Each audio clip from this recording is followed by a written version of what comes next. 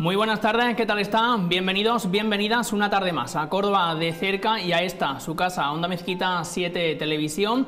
Nosotros, como cada tarde, les vamos a llevar hasta sus hogares toda la actualidad de nuestra ciudad y de nuestra provincia y, como siempre, de la mano de nuestros invitados. Pero antes, déjenme contarles que Andalucía ha rebajado de 14 a 7 días la vigencia de las medidas decretadas en los municipios afectados por COVID, y de esta forma hoy jueves van a volver a ser evaluados muchísimos municipios desde cero. Precisamente esta información se la vamos a ampliar en este programa, en Córdoba de cerca, con las declaraciones que ayer hizo el presidente de la Junta de Andalucía, Juanma Moreno, en su visita al hospital de nuestra capital, el Hospital Reina Sofía. Dicho esto, nosotros ahora sí vamos a presentarle al primero de nuestros invitados, y está con nosotros Francisco José Jurado, escritor cordobés que acaba de publicar ya su tercera novela, que es esta, Dos mundos en guerra, una novela que se puede decir, Francisco, que mezcla varios géneros, ¿no? Bueno, pues sí, efectivamente. Bueno, yo soy muy conocido pues por el género negro, evidente, ¿no? Porque mis dos primeras novelas, Venegas y Sin epitafio, pues pertenecen a ese género. Ahora me he atrevido a debutar, a dar el salto al género histórico, pero sí es cierto que la novela, aunque es verdad que trata sobre un hecho concreto ocurrido durante la batalla del Ebro y se enmarca dentro del género histórico, pues también tiene un poquito de otros géneros, como por ejemplo el género fantástico, puesto que el motor argumental de la novela es la famosísima novela de H.G. Wells, La guerra de los mundos, radiada por Orson Welles el día que se narra en la novela, el 30 de octubre de 1938. Luego también, al ser una novela sobre los soldados, sobre el frente, sobre la guerra en sí, ¿no? Esta no es una novela sobre la retaguardia, las rencillas, las consecuencias políticas, no, de esas hay muchas. Esta es una novela sobre los soldados, sobre la gente que estaba allí, pues también tiene mucho de aventuras. Y luego, pues quizás pues porque uno no puede soltar el lastre negro criminal que tiene, también hay un asesinato que ocurrió 3 años antes en México DF, en el Distrito Federal de México, que gravita sobre toda la novela y tiene unas consecuencias muy importantes sobre los personajes justo cuando la batalla está teniendo lugar, ¿no? Entonces, pues es cierto, tiene de género fantástico, de aventuras, el thriller negro criminal y evidentemente el armazón general es una novela histórica, claro. Francisco, ¿y cómo se ha documentado para elaborar el guión de esta novela?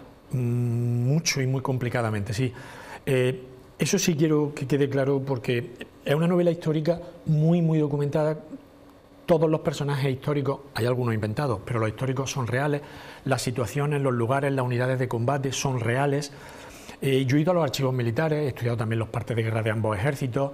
Al principio fue más complicado, he tenido que ir reuniendo muchísima documentación y he tenido que ir mezclando un poco la realidad con la ficción, jugando con dos planos, ¿no? En el que los personajes ficcionados, inventados, pues gozan de libertad y es una situación inventada, mientras que los reales son absolutamente documentados e históricos. Es decir, la persona que lea esto va a encontrar una documentación exhaustiva sobre lo que ocurrió ese día durante la Guerra Civil.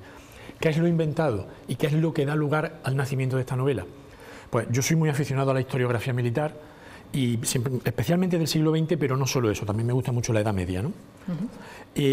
Y la batalla del Ebro, que era una batalla que yo pues he estudiado mucho, me llamó la atención un hecho muy raro y muy curioso que ocurrió el 30 de octubre de 1938, que es cuando empieza la novela, y es que cuando el Ejército Nacional tenía prácticamente destrozado al ejército republicano para vencerlo y la guerra hubiese terminado, si no ese día, pues pocas semanas después, por la presión también a que sometían a Franco, pues Alemania e Italia, ¿no?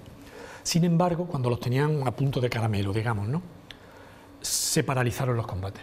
Durante 9 horas se paralizaron por completo, cosa extrañísima, rarísima, y más en una guerra tan terrible como la nuestra, ¿no?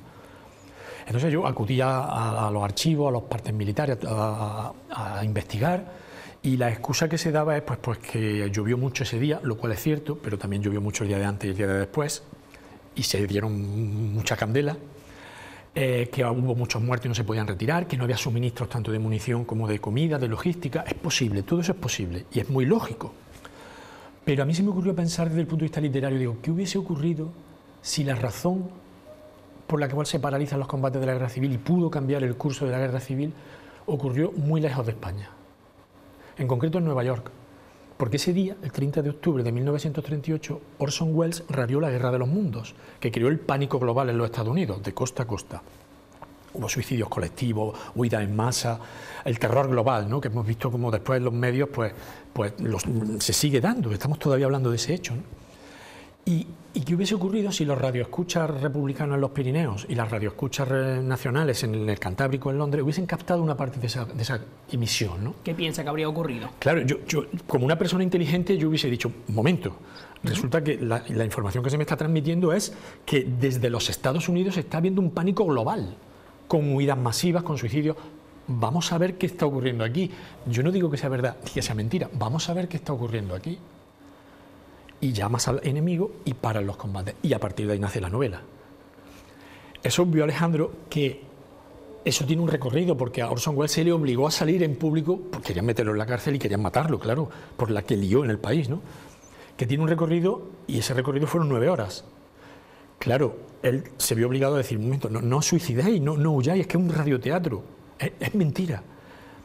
Y cuando tú estás pegando tiros en un agujero, no te enteras de nada, pero cuando empiezas a sospechar, la novela tiene que empezar a sospechar a través del argumento literario, y es cuando da un giro y se convierte en una novela de espías y de los soldados que estaban pegando tiros uno contra otro, que es lo que yo he querido reflejar, ¿no? Y ahí es verdad, pues empieza un género de aventuras, un género de espionaje, porque desgraciadamente para los españoles... El género negro no lo abandona, ¿no? No lo abandonó, porque sobre todo eso gravita un asesinato de un personaje muy importante, en concreto es la novia de uno de los contendientes, de uno de los dos protagonistas, que gravita sobre todo lo que ocurre en la novela, ¿no? Y tiene unas consecuencias tremendas justo el día de la novela, el 30 de octubre de 1938, ¿no? Porque vamos intentando enhebrar las distintas capas, ¿no? La capa fantástica con la emisión de esa radionovela sobre una invasión extraterrestre. Hay que decir que en los Estados Unidos, en el año 1938, el pueblo norteamericano creía que iban a ser invadidos, pero no por los japoneses o por los nazis, sino por fuerzas extraterrestres. Hay que situarse en ese contexto. Y Orson Welles fue muy listo, muy inteligente, y jugó con eso y le hizo creer que efectivamente la invasión era ese día, ¿no? Entonces, sobre esa base, yo juego pues con una novela de espía, una novela de aventura y una novela negro-criminal. Sí, efectivamente, es un juego de espejos de género que yo espero que al lector pues lo divierta, lo entretenga y también pues que se informe y aprenda de muchas cosas y muchos hechos históricos, en concreto ese que es muy poco estudiado dentro de nuestra guerra. Y además de una cosa que hay que tener en cuenta es que bueno, los españoles fuimos utilizados como conejitos de India, eso es evidente, por las fuerzas y potencias extranjeras, dígase la Unión Soviética, Alemania, Italia, y nuestra guerra fue pues, un tablero de ajedrez donde ellos iban ensayando pues, sus armas, sus juegos de espía, pusieron a punto sus sistemas de información y de encriptación, que es una cosa que prácticamente no se ha estudiado y se refleja en la novela, y todo eso pues me ha llevado a escribir pues, Dos mundos en guerra, ¿no? Que evidentemente hasta en el título hace un homenaje a la guerra de los dos mundos, claro. ¿Y en qué ha cambiado Francisco José Jurado con respecto a las dos novelas anteriores? Yo espero que no mucho, ¿no? Yo siempre he creído que mis dos novelas anteriores pues tenían una estructura muy sólida, unos personajes bien creados, unos diálogos fluidos, y es lo que he intentado hacer en este, ¿no? Es evidente que esto tienes que verlo desde otro punto de vista, ¿no? Intenta retrotraerte a cómo pensaban y a lo que ocurrió durante nuestra guerra civil durante el año 1938, ¿no? Yo intento en la medida de lo posible convertirme, si estoy escribiendo sobre un soldado, en un soldado que peleaba, en un espía, cómo pensaría un espía. Eso es básico, ¿no? Es lo que muchas veces le digo yo a mis alumnos en los talleres de escritura creativa, ¿no? Intentemos meternos en la mente de nuestro personaje, porque además, bueno, a mí me parece también un poco injusto intentar juzgar lo que ha ocurrido en la historia con nuestros parámetros actuales, ¿no? Aquí es muy fácil, charlando nosotros en una cervecita en la corredera, decir, es que yo hubiera hecho, es que esto hubiera que haber hecho. Claro, pero es que no estábamos allí. Claro. Hay que juzgar todos los hechos históricos en función de cómo estaba el contexto en aquel hecho histórico. Efectivamente. Porque si no, se comete... No mirarlo con los ojos del presente. Claro, presente. es que entonces está siendo una injusticia intelectual, ¿no? Tú no puedes juzgar las cruzadas con nuestra mentalidad actual, es imposible. O la guerra civil, o la guerra napoleónica, me da igual, o el paleolítico, me da igual, ¿no? Y es una cosa que yo he intentado también, ¿no? intentar que cada personaje sea coherente con el contexto histórico en el cual se desarrolla la novela, ¿no? ¿Qué ha sido lo más difícil a la hora de desarrollar esta novela? Pues mira, la novela se ha ido haciendo casi por una superposición de capas, ¿no? La primera fue, pues es verdad, yo conocía bastante bien la batalla del Ebro y me di cuenta que ese día ocurrieron hechos extraños y que además, curiosamente, debe de ser eso que llaman las musas literarias, ¿no? Dije, pues, ¿por qué no? ¿Por qué no podemos enhebrar lo que ocurrió en el Ebro con lo que ocurrió en Nueva York y a ver qué sale, ¿no? Pero al mismo tiempo también te das cuenta pues que los juegos de espías fueron muy importantes dentro de la guerra civil. Mira, tú te dedicas a la información. Quien tiene la información tiene el poder. Quien tiene más información gana. Y a eso se dedicaban ellos, ese era su trabajo, ¿no? Muy puñetero, pero ese era su trabajo de esos tipos. Al mismo tiempo, pues también metí un asesinato, ¿no? Bien, pues yo creo que enhebrarlo todo ha sido complicado, ¿no? Quizá los personajes inventados han sido los más complicados, porque al fin y al cabo los personajes históricos, pues qué te voy a decir yo, por ejemplo, el teniente coronel Modesto, el teniente coronel Lister, del ejército republicano, el general Yago, el general Baliño o el general Franco, son personajes históricos, ¿no? Yo he intentado que, por ejemplo, cuando dialogaban entre ellos, adaptarme a la personalidad que sabemos que tenían esas personalidades históricas. Sí, a través de la documentación, ¿no? Claro, a través de la documentación, a través de cómo hay archivos sonoros. Pero claro, los personajes inventados, pues te los tienes que inventar desde la nada, imaginártelo desde cero. Yo he intentado que tengan un recorrido psicológico también, porque no es lo mismo la inicial e infantil ingenuidad, ideal y el idealismo con el que uno empieza una guerra, que la terrible soledad cuando la acabas, porque has estado enfangado en el barro, claro, y has tenido que pegarle tiro a lo mejor a tu familiar, a tu hermano, a tu amigo, que está enfrente y no sabes muy bien por qué. O han cambiado, en tu cabeza han cambiado muchas cosas en esa guerra personal que tenemos nosotros todos los días, ¿no? ¿Y en qué se ha inspirado, perdone Francisco, en qué se ha inspirado para elaborar estos personajes de ficción? Pues mira, el cabo Henderson está inspirado en un poeta norteamericano, Wolfe, que fue brigadista internacional. Le dieron un tiro en la cabeza el último día que los brigadistas estuvieron en España, porque al parecer mantenía una enemistad personal con Roger Merriman, más conocido por Roger Murderman, o sea, el asesino de hombres, que era su comandante, lo mandó a una misión prácticamente suicida y le dispararon en la cabeza y lo mataron, claro. Entonces, sobre ese personaje, no es ese personaje, pero tiene mucho de esa persona, ¿no?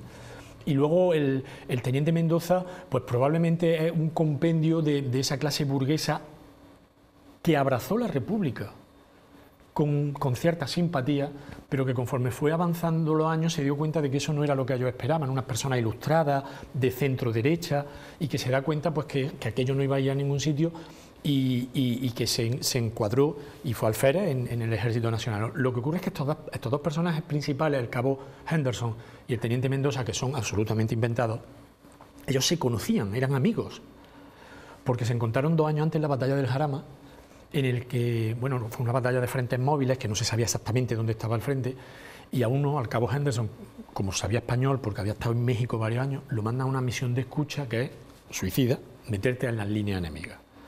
Y el teniente Mendoza, pues le dieron ganas de orinar, se fumó un cigarrito, se le echó el tiempo encima y tuvo que bordear todo, total que se encuentran los dos, se encuentran, no sabes dónde, en terreno de nadie, con la pistola al frente, solo que en vez de dispararte, porque no sabes dónde está, empiezan a hablar. Uno le dice, oye, tú gringo, ¿tú por qué hablas español? Y tú fascista, ¿tú por qué hablas inglés? Y empiezan a hablar. Y empiezas a hablar con el enemigo. Y te das cuenta que a lo mejor tienen más cosas en común de lo que crees. Y empiezan a entablar una cierta amistad. Y ellos son el hilo argumental que va moviéndose desde el Jarama hasta el Ebro, 2 años de guerra. Y ellos también son los encargados de intercambiar el tabaco, ¿sabes? Eso parece muy chusco, pero es cierto. O sea, se daba permiso para intercambiar el tabaco por el papel de fumar en la guerra y las cartas de las novias. Porque en una zona estaba el tabaco y en la otra zona estaba el papel para liar el tabaco. Entonces ellos lo llevan a cabo, los intercambios, tienen una cierta amistad, ¿no? Y eso es lo que yo he querido reflejar. Y cómo se vivía en la trinchera, en el barro, la miseria, la mugre. De eso es la novela. Francisco, ¿y tiene en mente hacer presentación de esta novela? Pues mira, Alejandro, yo soy consciente de la situación que tenemos encima, que tú has dado las noticias al empezar, ¿no?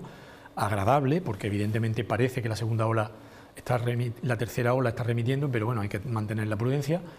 Y yo soy consciente de que ahora mismo no se puede, pero te garantizo que en cuanto se abra la mano y me dejen, vamos a tener una presentación porque a mí me encanta tener el contacto con los lectores, con el público, siempre me ha ido muy bien en mis presentaciones y en cuanto nos sea posible, y invito desde aquí personalmente a todo y cada uno de tus espectadores, pues lo vamos a hacer. Y nosotros también estaremos. Y vosotros también estáis invitados. Francisco, ya por último, el sector de la cultura, como ya lo hemos comentado muchas veces, además yo sé que usted es seguidor nuestro, el sector de la cultura es uno de los sectores que más se está viendo afectado por esta pandemia. Sin embargo, el hábito de leer parece que ha aumentado, ¿no?, tras el confinamiento. Claro, es que para la literatura o para la creación literaria, en realidad, que haya o deje de haber pandemia no tiene mucha importancia. Yo me encierro en un cuarto solo, con la puerta cerrada a trabajar, me da igual que fuera ya pandemia o no, desde el punto de vista de la creación. Si es cierto que a las presentaciones les afecta, si es cierto que la crisis económica derivada del coronavirus, pues se nota, ¿no? Pero, por ejemplo, el otro día me dieron un dato muy agradable de mi editorial, de Algaida Anaya, es verdad que es una multinacional, que no se está perdiendo gran cantidad ni de lectores ni económicamente, ¿no? Y entre un 10 y un 15% como mucho, ¿no? Que para el año que hemos llevado es una noticia muy buena, ¿no? La novela lleva hoy una semana en el mercado, salió el jueves 4 de febrero. Los datos de venta de la primera semana también están siendo muy buenos, ¿no? Entonces, pues bueno, yo creo que el tiempo acompaña, es verdad que la literatura te entretiene mucho, un buen regalo de San Valentín, pues también. Todo hay que llevar. Pues Francisco José Jurado, muchísimas gracias por haber querido presentar esta novela aquí en Córdoba de cerca y le deseamos lo mejor en esta tercera obra. Muchísimas gracias y para mí ha sido un placer y ya te digo, estoy a vuestra disposición. Muchísimas gracias. Bueno, pues nosotros les vamos a ampliar, como les decíamos al principio de este programa, de este Córdoba de cerca, la información con respecto al COVID. Ayer el presidente de la Junta de Andalucía, Juanma Moreno, visitaba el Hospital Reina Sofía de nuestra ciudad. Les vamos a dejar con las siguientes imágenes y a la vuelta seguimos hablando de cultura y de lectura. En lugar de esperar esos 14 días, como se ha hecho hasta ahora, la revisión de la incidencia en cada municipio será transcurrida una semana, cada 7 días. En segundo lugar, en vez de 2 reuniones por semana que hemos tenido habitualmente los comités territoriales en las distintas provincias, se hará únicamente una reunión a la semana. A partir de ahora se revisará la situación de cada municipio los jueves. El presidente de la Junta vuelve a insistir en que la ciudadanía no se puede relajar. Muchos ciudadanos se pueden preguntar si esto significa que estas medidas que nos tenemos que relajar, ¿no? Parece que la cosa va mejor y alguno dirá, bueno, pues si va mejor, pues debemos o podremos quizás relajarnos. Bueno, yo quiero contestar de manera rotunda, no nos podemos relajar. Juanma Moreno alerta además de que en las próximas semanas se puede producir un repunte de contagios. Los expertos me trasladan que la incidencia de la cepa británica todavía no habría alcanzado su potencial de capacidad de contagio máximo. Eso significa que en las próximas semanas podríamos volver a experimentar un repunte explosivo de casos si se cumplen esas estimaciones de los propios epidemiólogos. La cepa británica supone el 20% de los casos detectados en Andalucía y casi el 40% en las provincias de Cádiz o Granada. Bueno, pues como les decía, nosotros seguimos hablando de cultura y seguimos hablando de lectura y en esta ocasión lo hacemos nuevamente también con Adolfo López. Digo nuevamente porque ya nos ha acompañado en más de una ocasión en este plato. Muy buenas tardes, bienvenido. Buenas tardes, muchas gracias por tu invitación, Alejandro. Gracias a ti siempre, ya sabes que estás en tu casa. Muchas gracias, muchas gracias. Adolfo, nos presenta hoy una novela, un relato, ¿verdad?, que se llama Sin saber por qué. ¿Qué has querido transmitir con este relato? Bueno, ese libro se construye y esa historia se construye a través de una serie de vivencias por parte de unas personas y tengo la oportunidad de poder vivirlo en directo, esa historia, y a través de esas vivencias pues soy capaz de construir un relato para que sea entendible por otras personas que puedan estar pasando esa misma circunstancia. ¿Y cuáles son las circunstancias que nos podemos encontrar en este libro? Bueno, las circunstancias son las que la mayor parte de las personas vivimos en nuestra vida, en nuestro día a día. Hay situaciones que no logramos entender, hay cosas inesperadas que se nos van presentando en nuestro día en un momento dado, y tenemos que saber aprender a gestionarlas y también respetar porque se nos han presentado de esa manera. En este relato, Adolfo, podemos encontrar también el papel de los padres, ¿verdad? Sí. ¿Qué papel juegan actualmente? Bueno, el papel de los padres sigue siendo fundamental en una sociedad donde la globalización parece que lo está consumiendo absolutamente todo. Debemos ser conscientes de que el papel de los padres no debe de perderse y la educación, por mucho que nos empeñemos o por mucho que otras personas se empeñen en que tiene que residir en los centros educativos o en las escuelas, la educación donde comienza en la casa de cada niño y a partir de ahí pues se puede continuar en esos centros educativos. El colegio entiendo que es un conductor más, ¿no? Pero evidentemente la educación parte desde los valores y desde la base de la familia, ¿no? Exactamente. Lo que pasa es que hoy en día pues las prisas, las carreras y las prioridades realmente no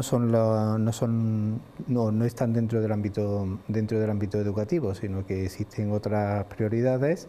Y pongo un ejemplo, es más importante tener a nuestros hijos en 5 actividades extraescolares que dedicarle media hora para escucharlos y saber qué es lo que están pensando y sintiendo. Hay poco diálogo entonces entre los padres y los hijos. No se fomenta la comunicación en casi ningún ámbito, entonces, bueno, tan solo es una realidad más de lo que hoy en día es la sociedad. Pero también puede ser, pregunto, ¿no podría ser por el trabajo? Porque los padres que están muchísimas horas trabajando, pues quizás les resulte complicado conciliar la vida familiar con el trabajo, ¿no? Sí, es una buena excusa. Si lo queremos tomar como una excusa. Tiempo para nuestros hijos siempre tenemos que tener. Otra cosa es la prioridad que cada cual quiera darle. Buena respuesta. Bueno, es lo que pienso al respecto. Adolfo, en el libro hay muchísimas frases que a mí me gustan, ¿no? Yo he estado leyendo por encima, ¿no? Antes de hacer esta entrevista y me quedo con varias, pero sobre todo me gusta una que dice así: te respeto pasado, te amo presente. Sí, evidentemente, hoy en día somos lo que somos en este momento, pero somos todo aquello que hemos sabido construir en nuestro pasado y a través de nuestro pasado y nuestro actual presente lo que estamos haciendo será lo que hacemos en un futuro. Entonces tenemos que saber respetar tanto lo bueno como lo menos bueno de lo que hemos vivido, tenemos que saber respetar lo que estamos viviendo y tenemos que respetar y mejorar lo que somos para que nuestro futuro sea mejor, tanto para nosotros como para todas las personas que nos rodean o que nos acompañen en esta vida. Adolfo, ¿y actualmente piensas que hay curiosidad por aprender? Hay curiosidad por correr, hay curiosidad por ser más que otros, pero por aprender realmente, no. No, el aprender hoy en día no está bien visto. Es más, si aprendes mucho y hablas de cosas diferentes o planteas perspectivas diferentes, existe una nomenclatura en esta sociedad que se llama ser loco. Esa persona es un loco. Entonces, desde ese prisma social, pienso que la mayor parte de las personas no están interesadas en aprender. Están interesadas en aprender ciertas cosas que le pueden interesar y de las que pueden encontrar un beneficio muy rápido. Fuera parte de eso, no. Adolfo, otra de las frases que también me han llamado la atención es la que dice que soy feliz porque he descubierto la persona que realmente quiero ser. ¿Cómo nos podemos dar cuenta de la persona que queremos ser? Bueno, ahí entramos más en una parte espiritual de cada uno de nosotros y no todo el mundo por esas prisas y esas carreras está dispuesto a adentrarse en esa otra persona que está dentro de uno mismo. Entonces, Alejandro, te digo, el 90% de las personas no están interesadas en conocerse realmente, ni para qué están en este mundo, ni a qué han venido, ni qué piensan hacer en esta vida para contribuir a que todo lo que les rodea vaya mejor. Hay algo dentro de nosotros que se llama ego Y ese egocentrismo muchas veces tapa esos propios aprendizajes internos de cada uno de nosotros. Y entre otras cosas, si dentro de todo el ámbito educativo la parte del subconsciente, la parte espiritual, la parte de las emociones no son una asignatura prioritaria, el descubrirse por uno mismo llega a ser muy complicado, o tienes que vivir momentos muy intensos, normalmente muy dramáticos, de mucho dolor, para realmente querer buscar ese cambio. Bueno, en este relato, sin saber por qué, también habla de las emociones, ¿verdad?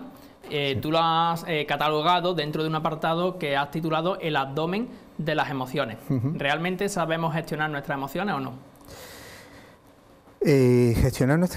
Una cosa es saber gestionar nuestras emociones y otra cosa es saber digerir nuestras emociones. Y ambas cosas pueden estar ligadas en cierto modo, pero realmente nadie nos enseña a gestionar nuestras emociones. De hecho, muchas de las rabietas que en un momento dado puede tener uno de nuestros hijos es porque está queriendo comunicarnos una emoción que está viviendo sobre un hecho en concreto, y el no saber nosotros, o el no haber vivido, o el no comprender esa emoción, pues lo tomamos como que el niño, bueno, pues ha cogido una cabezonería y quiere salirse con la suya. Y esa falta también de comunicación, esa falta de entendimiento, de saber cómo se llama y qué significa cada una de esas emociones, lleva a muchos padres a la propia ignorancia y a no saber cómo gestionarlo y qué es lo que le está pasando realmente a su hijo. Adolfo, también hablas en este libro de la felicidad. ¿Qué es la felicidad para Adolfo López?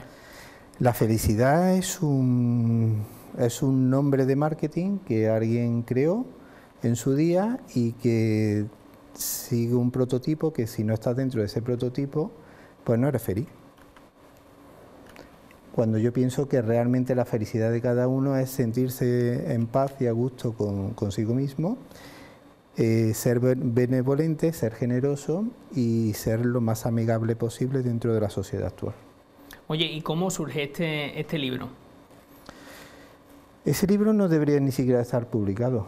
Y bueno, en su día ya lo comentamos tú y yo. Este libro surgió como un regalo personal de una vivencia que yo quise realizar a una persona, y bueno, pues llegó a manos el borrador llegó a manos de alguna que otra persona dentro del ámbito literario, y quiso que se publicara porque pensó que podía ayudar a otras muchas personas, cuando realmente este libro no estaba ni siquiera pensado para ayudar a nadie. Yo digo que este libro, y en algunas de las presentaciones que he tenido la fortuna de realizar sobre él, digo que este libro tiene las medidas justas y necesarias para solucionar pues la cojera de un sofá o de una mesa, o bien ese hueco en una librería que siempre queda ahí un poco para que los libros no se caigan, ¿no? Pues este libro tiene la medida perfecta, porque no todo el mundo va a ser capaz de prepararlo ni está preparado para su lectura. Adolfo, el otro día nos acompañaba aquí en el espacio dedicado a nuestros mayores, y nos decía que cuando uno está mal de ánimo no es bueno leer libros de autoayuda.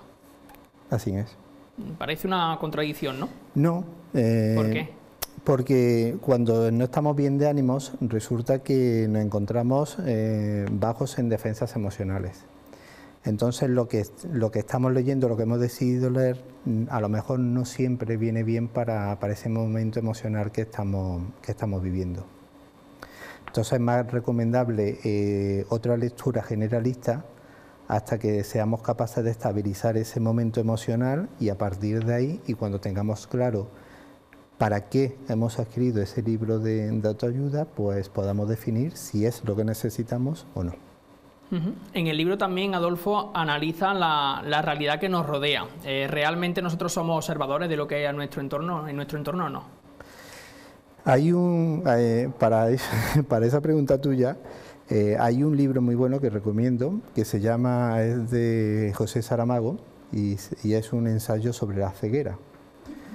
Entonces, soy de los que piensan que vivimos en una sociedad muy ciega y excesivamente sorda.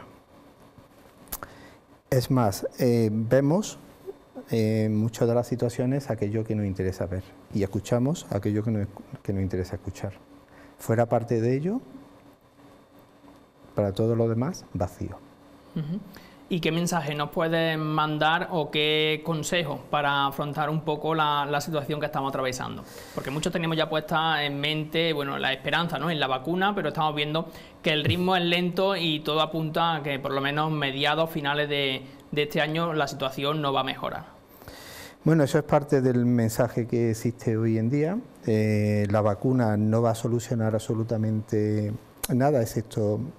Cuando digo nada me refiero a volver a esa normalidad anterior a la que teníamos. Yo no soy persona de dar consejos, no me gusta dar consejos, tan solo espero que todos podamos salir de esta situación lo mejor, tanto física como mental como económicamente, y a partir de ahí pues nos planteemos realmente qué es lo que queremos hacer en este mundo en el cual el 90% de las cosas no dependen de nosotros, sino que hay otras esferas sociales, económicas, políticas y jurídicas que se encargan de decidir qué es lo que quieren que hagamos, cómo quieren que lo hagamos y cuándo quieren que lo hagamos.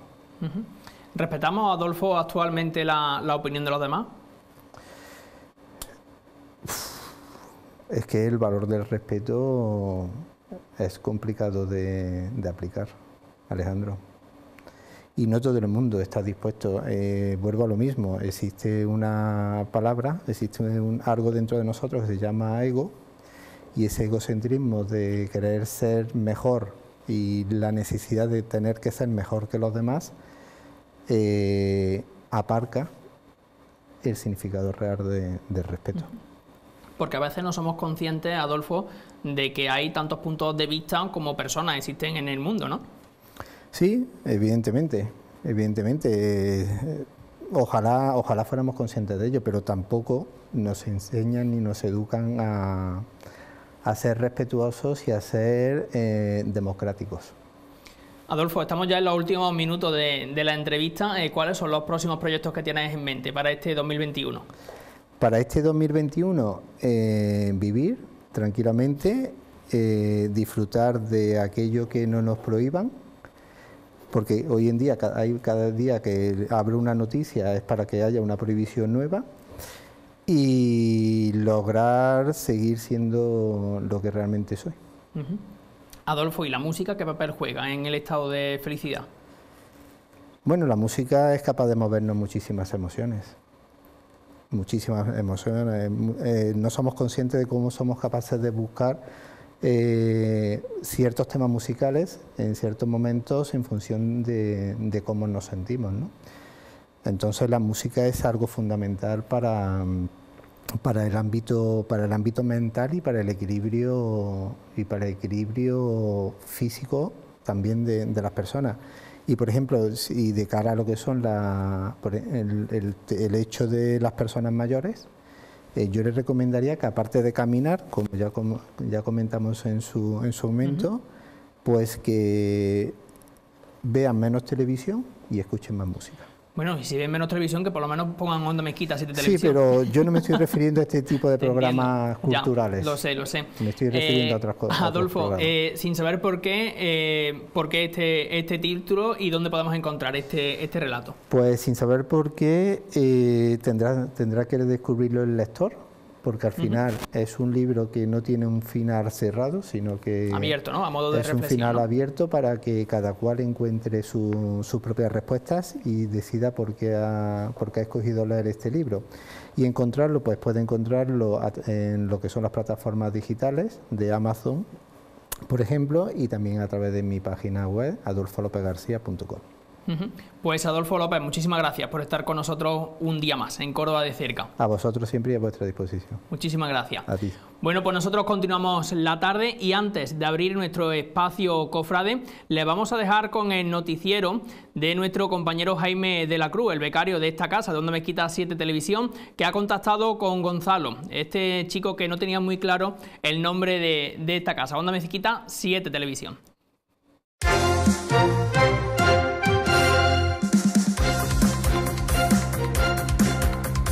Lourdes, aquí. ¡Ay! hoy, lo que traigo hoy. Me he prometido no ponerme muy nervioso, pero es que es incontenible. ¡Que hemos salido en la Resistencia! Bueno, hemos salido, nos han comentado un poco. He dicho antes que igual es la primera vez que salías en la tele, claro, es la primera vez que has salido en la tele en tu vida. Allá es justo, salí en un canal de Córdoba, de verdad te lo digo. ¿Qué dices? Que me preguntaron de la típica esta, la PCR anal nueva. ¿La qué?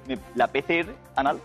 La PCR anal. ¿Os haríais una PCR anal de esto que ahora han sacado los chinos y que dicen que es súper efectivo? Bueno, venga, pues respuesta rápida sí, ¿no? Y a lo mejor. Sí. A lo mejor. Yo sí. Gonzalo, muchas gracias por acordarte de este reportaje tan bonito y tan profundo que hicimos sobre las PCR anales. Pero vamos a seguir viendo el vídeo. ¿En Canal Sur? No, PT7 se llama. Es un canal solo de Córdoba. ¿PT7? Para Córdoba, sí. Le han puesto PT7. PT7. ¿En Córdoba? Sí. ¿Pero por qué le han puesto PT7? Porque fue Star Wars. Está Onda Mezquita y PT7. Gonzalo, esto no. No somos PT7, somos Onda Mezquita 7TV o 7TV Onda Mezquita, como lo quieras decir, bien está dicho. Pero PT7 no. De todas formas, y aquí es donde viene lo más bonito de todo, hemos conseguido hablar con Gonzalo. Bueno, grabo este vídeo porque he recibido presiones y quiero dejar claro que mi primera experiencia en la televisión fue con 7TV, no con PT7, como ha dicho mucha gente que no tiene ni idea. Y también manda un saludo a Jaime, el reportero becario, que, bueno, aunque se te acerque a la hora de comer a tu mesa mientras estás comiendo a preguntarte sobre PCR anales, la verdad que es un grande y le mando un saludo. Muchas gracias por aclararlo todo. Se te ha olvidado lo de Onda Mezquita. Pero Onda Mezquita 7TV, está bien, lo has vuelto a hacer. Pero nos encanta. Gonzalo, aquí tienes un sitio para cuando tú pases por Córdoba, te invitamos aquí a nuestra verita y charlamos un ratito de lo que sea. Y tú, David Broncano, también. Hasta la semana que viene.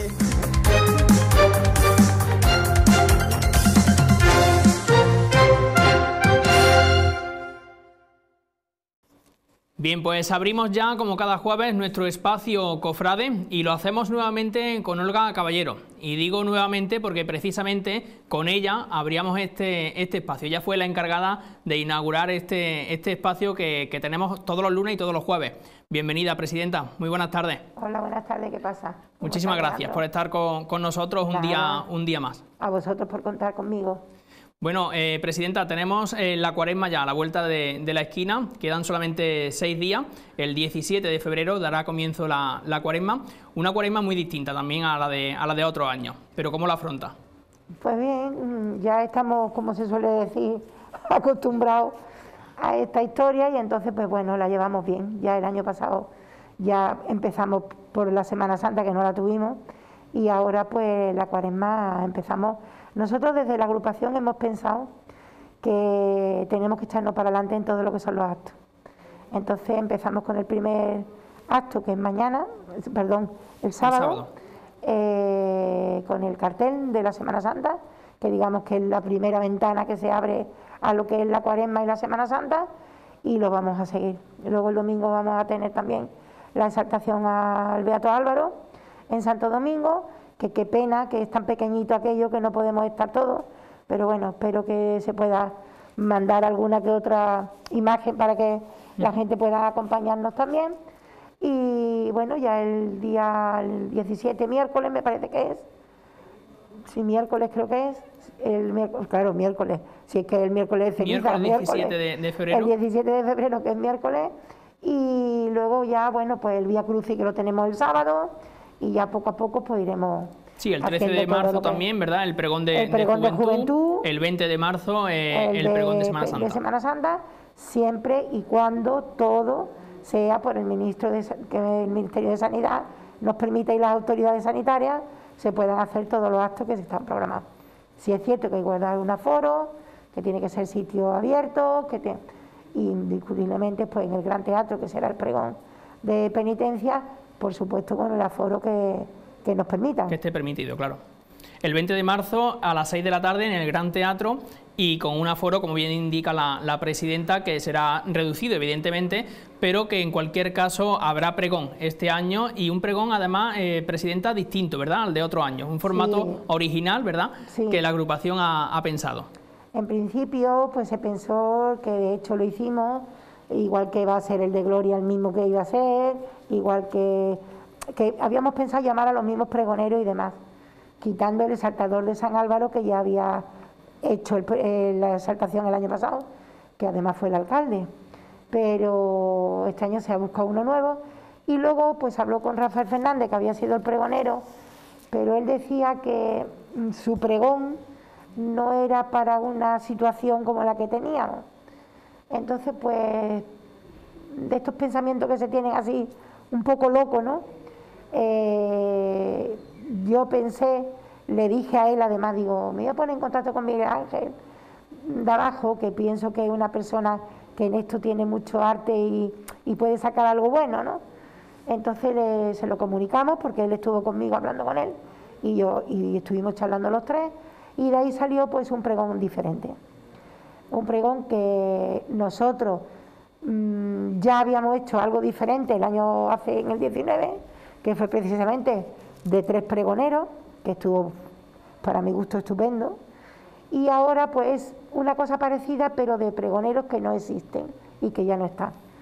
Entonces pues también, hombre, retomamos un poco parte de la historia de la agrupación de cofradías de estos pregoneros, y lo van a hacer gente más bien jóvenes, también hay personas mayores, pero que es un grupito, creo que ya has traído Cierto, han estado con nosotros más de uno. Han estado con vosotros, sí. Y creo que, hombre, va a ser una cosa especial, diferente, pero creo que interesante. Y sobre todo, como bien indica, que a los más jóvenes nos va a permitir conocer pues Semanas Santas de otro año. Exacto. Es que además son pregones muy buenos, ¿eh? Presidenta, vamos a hablar también, por supuesto, de la alternativa que este año baraja la agrupación de hermandades y cofradías de cara a la suspensión de procesiones de Semana Santa. Si no me equivoco, parece que estáis trabajando en un acto litúrgico, ¿verdad?, que va a tener lugar todos los días de la Semana de Pasión en la Catedral. Bueno, sabemos que todas las hermandades, eso es lógico y normal, de hecho se hace normalmente, aunque salgas a la calle, tienes tus actos o bien de Eucaristía de hermanos, o bien de tus actos cultuales y cultos que tienes normalmente en todo lo que es la Cuaresma. Eso se va a continuar por todas las hermandades, porque de hecho se están haciendo todos los cultos y para mi gusto magnificados, están muy bonitos todos montados. Entonces, y desde aquí además doy la enhorabuena, porque a todos los que voy realmente son extraordinarios, y van a continuar. Pero los días de salida, como bien sabéis, no se puede salir a la calle, pues ellos harán su acto que quieran en privado en su cofradía, su iglesia, sus templos, capillas o de donde salgan. Sí es cierto que nosotros desde la agrupación, junto con el obispado y Cabildo, teníamos como la idea de hacer un acto un poquito como más de convivencia entre todos. Nos daba igual o general de toda la semana o por día, y luego en la Asamblea General de Hermanos pues salió por día. Y estupendo. Se cambió de horario, porque en principio se empezó por la tarde, pero los hermanos mayores, la mayoría, les agradaban más la idea de por la mañana, porque así de esa forma por las tardes están ellos libres para su acto en su iglesia, y así se hizo. Entonces será un acto litúrgico, o bien, en principio no es que sea una Eucaristía, es un acto de estación de penitencia, con su meditación, su bien una humildad pequeñita, o bien del obispo, o bien del canónigo que le corresponde hasta ese día, porque igual el obispo no puede estar todos, y bueno, pues ahí estaremos intentando estar con Dios, que es lo importante. Exactamente, y sobre todo con el mensaje que nosotros también, Presidenta, intentamos trasladar, ¿no?, todas las semanas, que Semana Santa habrá, aunque sea de una manera distinta a la que nosotros estamos acostumbrados. Exacto. Vamos a hablar también, si le parece, sobre la Asamblea General de Hermanos Mayores, que tenía lugar hace unos días, una asamblea que demostró la unidad que actualmente existe, ¿no?, en el seno de las cofradías de nuestra ciudad, y donde se adoptó la concesión del título de cofrade ejemplar a Ángel María Varo. Pues sí, fue una asamblea que tuvimos hace 2 sábados, este sábado pasado no, el anterior, creo que ahí se demostró no solo la unión, sino también la madurez de las hermandades, a nivel de la tranquilidad y de la forma que se tomó todos los actos muy relajados y unas votaciones muy buenas, y de ahí salió el hecho del cambio de horario de lo de esto litúrgico de la catedral. De ahí salió también la presentación de la Junta de Gobierno de presentar a Ángel Varo como cofrade ejemplar, y bueno, prácticamente pues salió casi por unanimidad. Hubo muy poquito, bueno, creo que 2 no y 2 blancos, o sea, el resto todo por unanimidad. Creo que es un chico que se lo merece, y además cuando se lo comuniqué se quedó como un poquito y dice, es que no me lo creo, Olga, es que estoy en una nube, esto no me lo podía yo imaginar. Su padre ya fue también cofrade ejemplar en su tiempo, y hombre, pues pienso que tiene que ser un orgullo. Presidenta, también en esa asamblea se trató el tema de la subvención, que bueno, que la presidenta se ríe porque es un tema que bueno, que ha estado, ¿no?, causando muchísimo revuelo en las últimas semanas. Nosotros también lo hemos tratado. Estuvo con nosotros el propio tesorero de la agrupación, Francisco Almoguera. También estuvo al día siguiente Salvador Fuentes, el concejal delegado de Hacienda de nuestro ayuntamiento, que de hecho se comprometió bueno, a estudiar de manera muy detallada pues ese otro 50% que está pendiente por cobrar. Tenemos que recordar que la agrupación sí ha cobrado ya 149.100 euros, que es el 50% de los 300.000 euros del convenio del año 2020. Pero ¿qué está pasando con el otro 50%? Pues bueno, desde aquí tengo que dar las gracias a Salvador, porque reconozco que las palabras suyas fueron magnificar mucho el trabajo de las hermandades, y es verdad todo lo que dijo. Y también dar las gracias porque reconozco que nos han puesto, tuvimos una reunión el lunes con el gabinete del ayuntamiento y con, digamos, como señor de Hacienda jurídico también, que fue el que nos abrió un poco el camino para hacerlo. Bueno, ya nosotros teníamos preparados nuestros recursos que dijimos que íbamos a presentar, recursos que se presentará si Dios quiere, o esta semana, no creo que sea esta semana, lunes o martes de la semana que viene, pero al contrario, con mucha ayuda por parte de ellos, y esperemos que tengamos la suerte de que llegue a buen puerto este recurso. Y decirte que desde aquí también a las hermandades, que la madurez que demostraron con respecto al convenio fue espectacular. De hecho, en esta casa, como bien indica, Salvador Fuentes dijo que bueno, que la labor que desarrollan las cofradías que es digna, ¿no?, de admirar, y tenemos que recordar que las cofradías aglutinan aproximadamente a 50.000 cordobeses. ¿Cómo se gestiona a una masa social tan importante, Olga? Bueno, yo creo que los cofrades se van gestionando prácticamente solos. Cada hermandad tiene su grupo, que es bueno. En la Junta de Gobierno van haciendo su grupo a nivel de gente joven, de adultos, de nazarenos, de costaleros y de todo, pero claro, luego somos una familia que somos de 49 a 50.000 miembros, y es verdad, ¿no? Es el movimiento casi mayor, por no decirte el mayor, que hay en Córdoba. Entonces, pues claro, gestionarla. Esto no es una cuestión de gestión entre las personas, yo creo que pertenecemos a diferentes círculos, pero todos queremos lo mismo. Y todo es, pues, ser católico, cristiano, cofrade y estar con Dios, que es lo principal. ¿Esta pandemia ha frenado muchos de los proyectos que tenía en mente Olga Caballero? Bueno, la verdad que en varios artículos que he escrito he dicho que no puedo presentar muchos proyectos, porque el proyecto es cuando se tiene una luz, ¿me entiendes? Yo la esperanza nunca la pierdo, pero reconozco que hay momentos puntuales en que no puedes hacer nada porque no te permiten el movimiento. Yo tenía muchas ideas pensadas también para haber hecho en esta Semana Santa, que era diferente, pero junto con mis juntas de gobierno, por supuesto, pero no se ha podido hacer por la economía precisamente. Si no hubiéramos hecho algo más diferente también en esta Cuaresma y en esta Semana Santa. Pero bueno, ¿qué le vamos a hacer? Ya poquito a poco gestionaremos y seguiremos. Por supuesto que sí. Olga Caballero, que lleva vinculada al mundo de las cofradías desde que era pequeña, desde que prácticamente nace. Precisamente, Presidenta, estamos viendo unas imágenes que ahora más que nunca se echan muchísimo de menos, ¿verdad? La salida procesional de su hermandad, de la Esperanza. ¿Qué siente cuando lo ve? Pues ya ves, ¿qué quiere que te diga? Que me encantaría poder salir a la calle, pero como no puede ser, pues estaremos con ellos el domingo de Ramos por la tarde, haremos nuestro Vía Crucis o lo que crea conveniente en la Junta de Gobierno y allí estaremos velándolo. Usted ha sido hermana mayor, ¿verdad?, de esta hermandad durante 8 años. Sí, durante 8 años. ¿Ha cambiado mucho Olga Caballero en todo este tiempo? ¿La hermandad o yo? Usted, a nivel cofrade. No, yo creo que no voy a cambiar nunca. Yo creo que esto es un virus que a mí mi padre me dio cuando nací.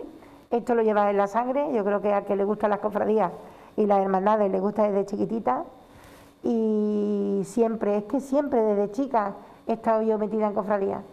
Primero en Ceuta, porque mi padre era militar, luego en Sevilla, luego aquí. Y bueno, pues si Dios quiere, pues hasta que me muera. Presidenta, el 20 de febrero tendremos el Vía Crucis que organiza la agrupación de hermandades y cofradías, un Vía Crucis que este año estará presidido por nuestro Padre Jesús Nazareno, que precisamente este año 2021 está de efeméride, ¿no? Sí, ellos cumplen este año 50 años de su refundación. Y bueno, pues creo que tiene previsto que vengan, si puede ser con esto de la pandemia, creo que venían hasta monjas de años de cuando esto se hizo de nuevo la refundación y tenía mucha ilusión, ellos lo pidieron y las hermandades siempre, o sea, la agrupación de cofradías, siempre que piden un Vía Crucis que corresponda a una efeméride importante, pues se lleva a cabo. Este año va a ser también diferente, tiene que ser que se llegará a la catedral y de allí se irán para su casa y se hará todo dentro de catedral. No pueden hacerlo por la calle, pero bueno, yo creo que se hará dentro de la catedral. Un acto que tendrá lugar a las 6 de la tarde, ¿verdad? Sí, se ha cambiado la hora porque por culpa de lo de la pandemia, para que todo el mundo tenga luego su espacio para poder llegar a su domicilio antes de las 10. Entonces lo hemos puesto a las 6 de la tarde. Bueno, como vemos, la agrupación sigue trabajando a pesar de estar en pandemia. Son ya muchos los actos que hay programados. El primero, como bien decía Olga Caballero, tendrá lugar el próximo sábado con la presentación del cartel y el domingo con la exaltación a San Álvaro en Santo Domingo. Una exaltación que va a realizar Juanjo Jurado y bueno, que yo sé que usted espera mucho también, ¿no?, de esta exaltación. Hombre, sí, porque es muy amigo mío. Hice un hermanamiento con él cuando él estaba de hermano mayor de los Dolores. Y entonces además que lo conozco hace muchísimo tiempo y creo que es muy válido. Es un chico, bueno, pues, con un currículum impresionante, vamos. Si tienes que hablar de todo su currículum te puedes tirar media hora, más que lo que él va a hablar luego de la exaltación. Y luego lo presenta un amigo suyo muy íntimo que es Cristóbal Polonio y bueno, creo que puede estar interesante. Y luego pues escucharemos la Eucaristía a las 12, amén de que es nuestro patrón, digamos, y le haremos su... floral de... Una ofrenda, ¿no? Una ofrenda, eso, una ofrenda que no me salía la palabra. Una ofrenda floral y como todos los años, y lo único que no se puede hacer es la procesión, pero bueno, estaremos allí. Los poquitos que podemos ir por culpa del espacio que tenemos, claro, que es muy pequeño. Bueno, lo importante es que en cualquier caso se sigan celebrando los actos, lógicamente pues con las restricciones de movilidad, ¿no?, y de aforo que ya sabemos que tenemos. Olga, le voy a dejar que sea precisamente usted la que mande un mensaje a tantísimos cofrades que siguen este espacio en un año tan complicado, porque muchos teníamos ya puestas la esperanza en este 2021, pero tampoco va a ser posible ver a nuestros titulares en la calle. Y cómo están los ánimos dentro del seno de las cofradías, que sabemos que están muy complicados, le vamos a pedir que sea usted la persona que le mande un mensaje a todos los cofrades que nos ven. Pues bueno, yo creo que hay tres palabras que son importantísimas para nosotros, que es fe, esperanza y caridad. Nuestras estaciones de penitencia creo que siempre lo han demostrado en la calle y la caridad siempre la hemos demostrado en la cofradía. Seguiremos trabajando por ello, seguiremos con una esperanza para el futuro y por supuesto la fe, que nunca nos falte. Pues con estas tres palabras nos quedamos. Muchísimas gracias, presidenta, por estar en Córdoba de Cerca hoy. Vale. con fe, esperanza y caridad, como bien indica la presidenta de la agrupación de Hermandades y Cofradías. Nosotros vamos a poner el broche final a esta tarde y, por supuesto, muy pendientes de la próxima Cuaresma y de todos los actos que ya han visto que están programados dentro de la agrupación de Hermandades y Cofradías. Nosotros ponemos fin a este Córdoba de cerca, les deseamos una feliz tarde de jueves y mañana volvemos a tener una cita aquí, como siempre, a las 3 de la tarde.